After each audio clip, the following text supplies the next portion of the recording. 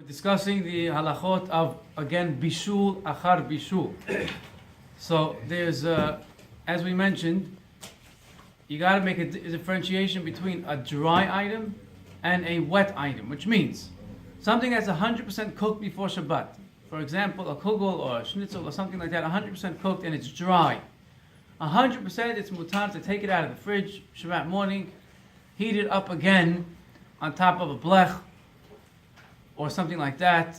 And even though it's getting warm to a boiling point, that's fine, 100%, because we say and bishul achar bishul. However, if it's wet, if it's davar lach, which means it has a soup or something like that, a very very watery dish, there you're not allowed to do it because the rule is something wet, even though it's already cooked, once it cooled off and you're reheating it, that's called again bishul. That's called again cooking, and that's asur d'oraita on Shabbat. And yesh bishul achar bishul davar lach.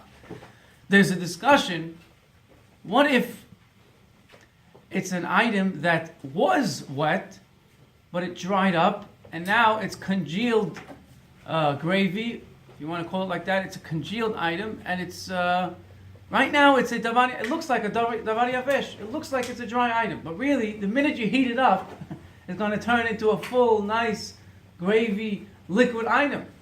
So how do we look at that? Is that called yavesh, or is that called lach? On one hand, in the beginning, if you go in the beginning, b'atat tchila, it's still dry. Maybe you're allowed to reheat it. On the other hand, look at the end, b'atat sofo, you're going to see that it became already wet. Maybe that's called a problem of yesh bishul achar bishul. This is a big machloket in the poskim. And again, as usual, Chacham Ovadia says, if you need to be mekel, you can be mekel. Better to be machmir, but if you need to be mekel, you can be mekel.